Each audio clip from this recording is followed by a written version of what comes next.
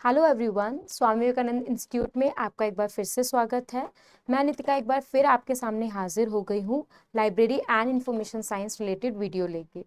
Previous video में हमने discuss किया कि अब जो वीडियोस आएंगी या जो सीरीज कंप्लीट होने वाली है या कंप्लीट की जाएगी, दैट इज रिसर्च मैथोलॉजी। तो रिसर्च मैथोलॉजी का जो लेक्चर 1 हमने कंप्लीट किया प्रीवियस वीडियो के अंदर, दैट इज रिसर्च का concept and type of research हमने उसके अंदर पढ़े। तो होप सो आपको क्लियर हो गया होगा कि रिसर्च क्या है, उसके कैरेक्टरिस्टिक्स क्या है एंड उसका टाइप क्या है। आज जो है वो लेक्चर 2 है रिसर्च मैथोलॉजी का। उसी रिलेटेड टॉपिक आज हम पढ़ेंगे इसके अंदर, जो कि टॉपिक हम इसमें लेकर आए हैं विच इज रिसर्च डिजाइन।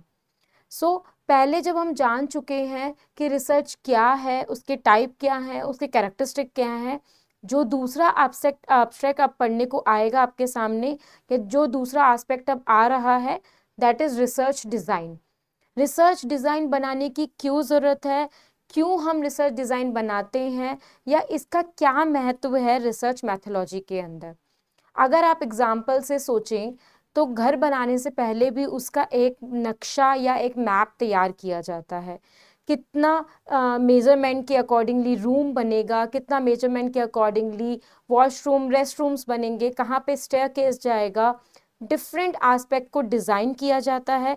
किस तरीके से वो बन के दिखेगा, चाहे वो उसका लेफ्ट साइड हो, राइट साइड हो, जितना भी एस्पेक्ट उसके अंदर हम मेंशन करते हैं वो हम पहले से ही फ्रेमवर्क के अकॉर्डिंगली बना लेते हैं।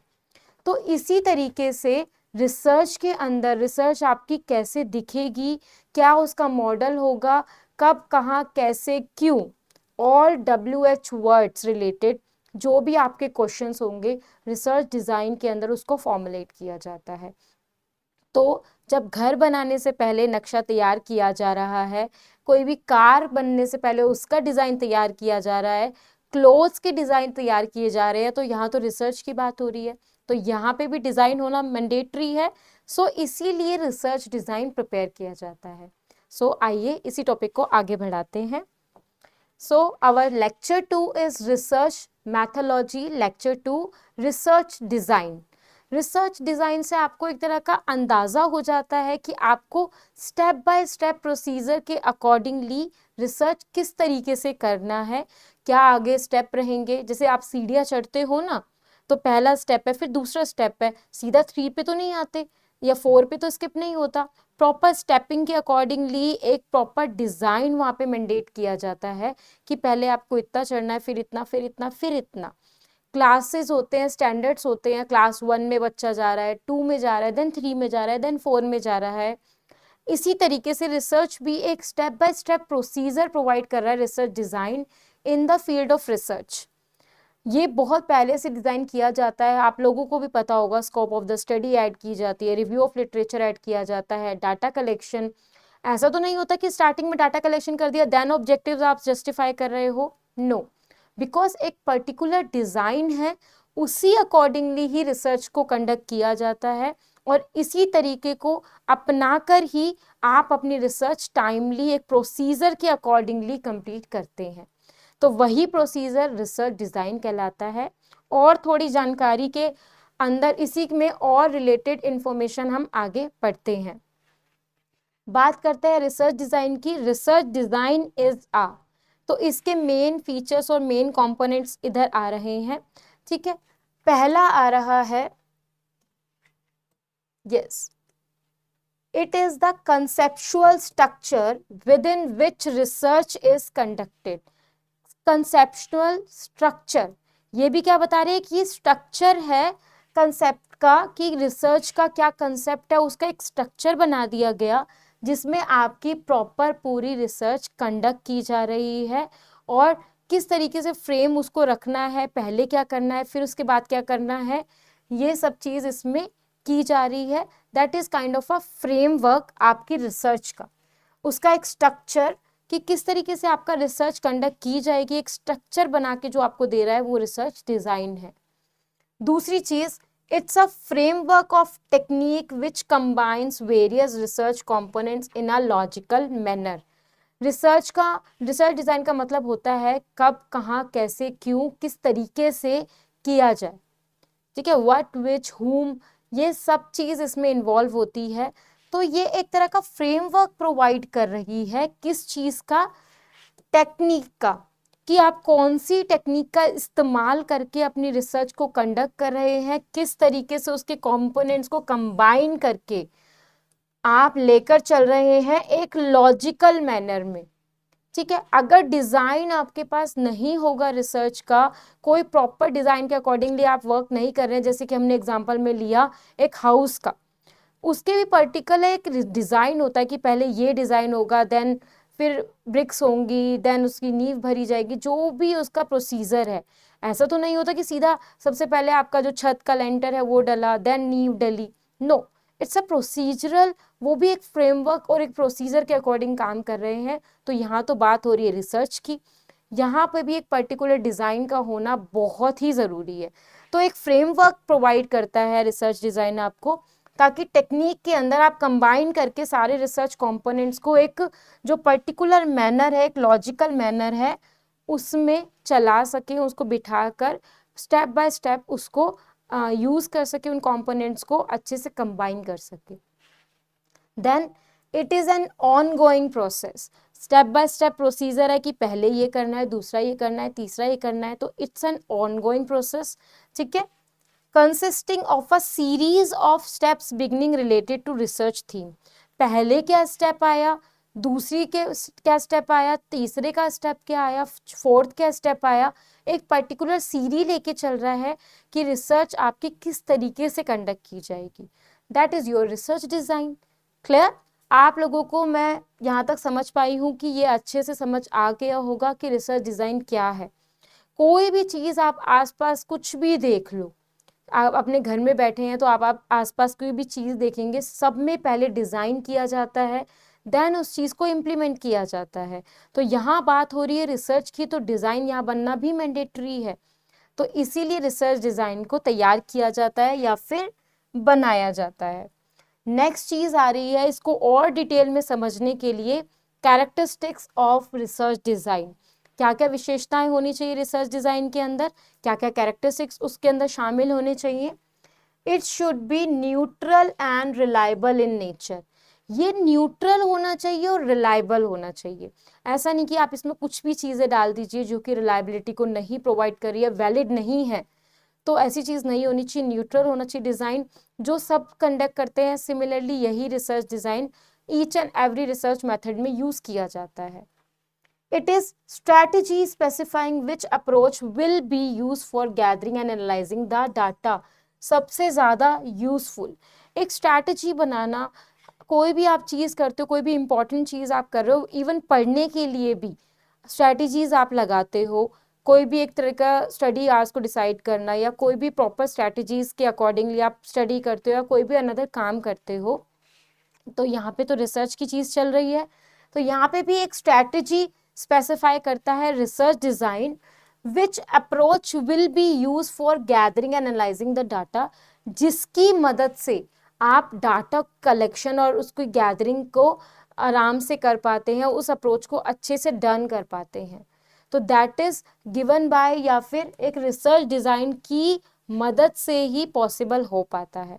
ठीक है, प्लानिंग क्यों की जाती है, डिजाइन पहले क्यों किया जाता है, ताकि जब वो चीज करी जाए हम उसका पहले से ही फोरकास्टिंग डाल रहे हैं, फ्यूचर को एस्पेक्ट लिख के देख के चल रहे हैं कि उस टाइम पे जब ये किया जाएगा तो किस तरीके से किया जाएगा, पहले से ही मेंशन किया गया है।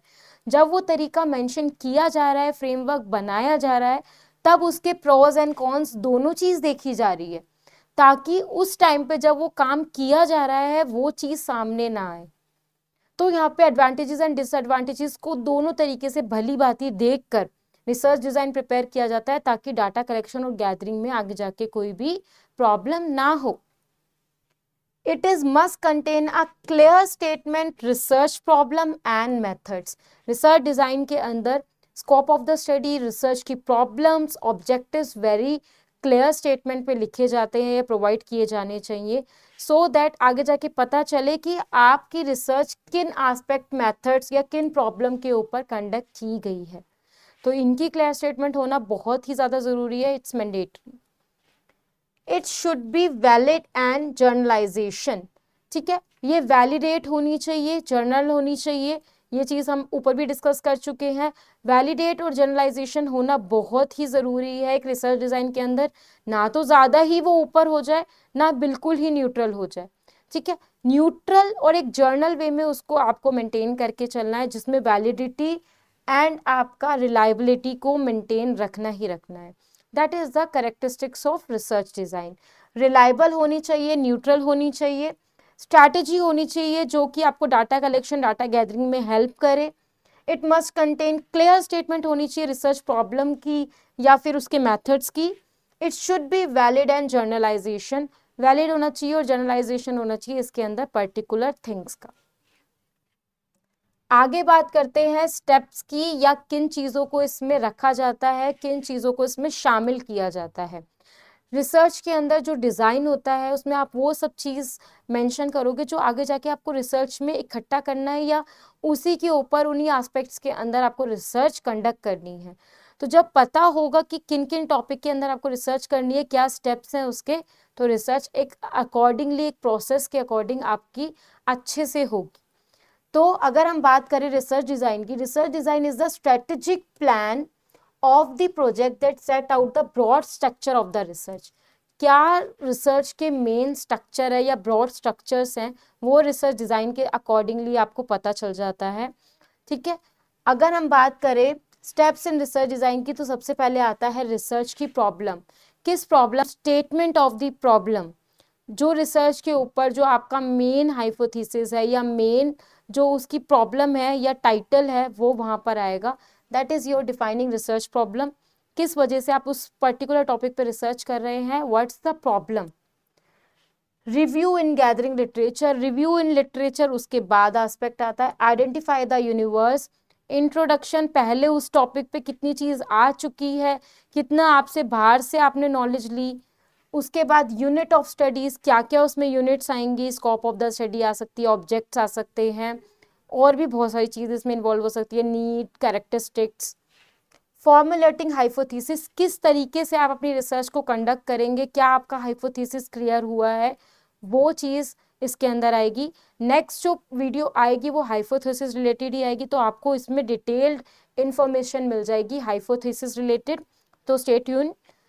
Then selection of research techniques and methods, कौन से डाटा मेथड्स, कौन से रिसर्च मेथड का यूज करके आप रिसर्च रिपोर्ट या रिसर्च कंडक्ट कर रहे हैं। देन स्टैंडर्डाइजेशन ऑफ रिसर्च क्या है, इंटरप्रिटेशन एंड लास्ट में रिपोर्ट राइटिंग, जब आपका रिसर्च कंप्लीट हो गया उसका इंटरप्रिटेशन एनालाइज करके रिपोर्ट राइटिंग लिखना। तो ये आपका रिसर्च का डिज़ाइन होता है जिसके अकॉर्डिंगली रिसर्च प्रिपेयर किए जाते हैं। ईच एंड एवरी फील्ड में यही डिज़ाइन फॉलो किया जाता है रिसर्च के अंदर। तो ये आपका आज का टॉपिक था विच इज़ रिसर्च डिज़ाइन, जो हमने पढ़ा। एक बार इसके स्टेप्स को हम दोबारा पढ़ लेते हैं।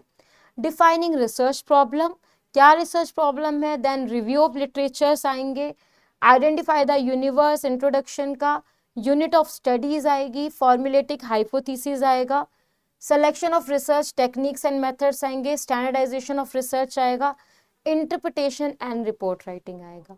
ये सारे जो आपके स्टेप है ये रिसर्च डिज़ाइन में कंडक्ट किए जाते हैं ताकि एक डिज़ाइन, एक फ्रेमवर्क आपके सामने मिल जाए कि आपको इस अकॉर्डिंगली काम करना है, रिसर्च को कंडक्ट करना है, किस तरीके से करना है, अगला स्टेप क्या होगा, पहला स्टेप क्या था, इसके बाद कौन सा स्टेप आएगा। इन सब चीज़ों के लिए रिसर्च डिज़ाइन प्रिपेयर किया जाता है, जो कि बहुत ही मददगार और इम्पॉर्टेंट साबित होता है रिसर्च के लिए। तो रिसर्च अगर आप करने जा रहे हैं, कंडक्ट करेंगे, तो रिसर्च डिज़ाइन के बारे में इंफॉर्मेशन होना और उसके एस्पेक्ट्स के बारे में इंफॉर्मेशन होना बहुत ज़रूरी है। तो रिसर्च डिज़ाइन रिलेटेड इस वीडियो को आप अच्छे से एक्सेस कीजिएगा। वीडियो के अंदर हमने जो डिस्कस किया वो किया है रिसर्च डिज़ाइन और उसके इंट्रोडक्शन, कैरेक्टरिस्टिक्स एंड उसके स्टेप्स। नेक्स्ट जो वीडियो आएगी that is related to hypothesis, formulation of hypothesis किस तरीके से होते हैं, उनके कैरेक्टरिस्टिक्स, टाइप ऑफ हाइपोथेसिस उसमें हम डिस्कस करेंगे which is a very important topic. तो स्टे ट्यून, तब तक आप इस वीडियो को अच्छे से एक्सेस कीजिएगा, वीडियो से रिलेटेड जो भी आपको डाउट लग रहा है आप कमेंट सेक्शन में पूछ सकते हैं। जो आपको कोई भी अलग से डाउट आ रहे हैं कि ये चीज़ और समझा दीजिए या फिर ये चीज़ नहीं समझ में आ पाई है, वो भी आप कमेंट सेक्शन में लिख सकते हैं। और तब तक के लिए वीडियो को अच्छे से लाइक कीजिएगा, अच्छे से एक्सेस कीजिएगा एंड साथ में बनिए रहिएगा। रिसर्च मैथोलॉजी रिलेटेड और भी लेक्चर्स इसी तरीके से आते रहेंगे ताकि आपका इस research methodology related all aspects in lectures के थ्रू क्लियर हो जाए। Thank you so much.